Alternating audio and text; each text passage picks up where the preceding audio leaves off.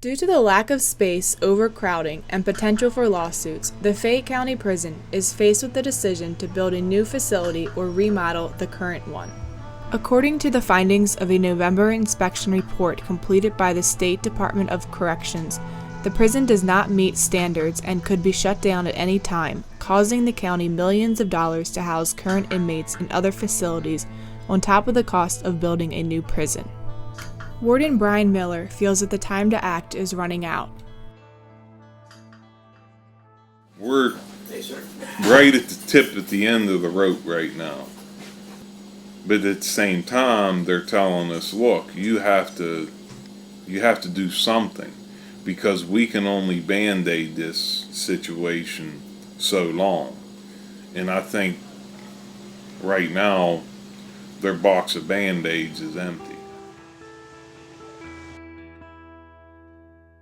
Miller says that while all possible options are on the table, renovations would be difficult with nowhere to house inmates while the renovations take place. People don't understand, well, just make the corrections over there. Okay, well, we can do that. Do you want me to line the inmates up on a sidewalk out here while they renovate that prison? Where am I putting all these inmates?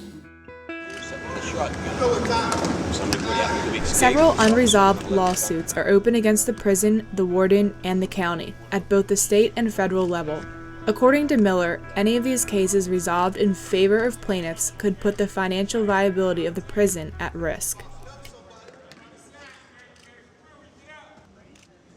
If something happens in this building due to the age of it, how would the public view paying out a $50 million lawsuit because of the building we're in, and then a federal judge or federal court tell us, on top of the settlement, I'm ordering you to build a new prison to alleviate this problem?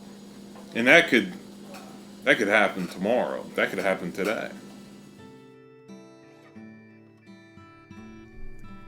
There are currently over 100 inmates being rented out to other counties at a price of $65 a day due to unavailable space in Fayette County. The warden believes that money would be better spent constructing a new prison and fears receiving a phone call from other county prisons who can no longer house Fayette County's rented inmates.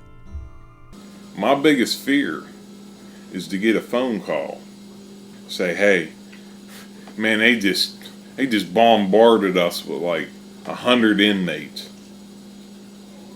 You gotta come get your rentals. What are we gonna do with them? Can't bring them back here. The current infrastructure of the prison allows for anyone to be able to walk right up to the windows and doors of the prison. This lack of exterior security allows for contraband to be exchanged between someone on the outside and an inmate near an open window. The age deterioration of the prison also makes it increasingly dangerous to house a rising number of inmates. And with inmates today, people say, well, they're locked in a cell. That doesn't mean nothing. I mean, they can go through a wall faster than you can with a jackhammer. Those stone are 3 feet thick, but that mortar joint's also over 100 years old. So it don't have the strength that it had 60 years ago. Not to mention they didn't use the products that they use today in newer facilities. Reporting for the Herald-Standard, this is Amanda Steen.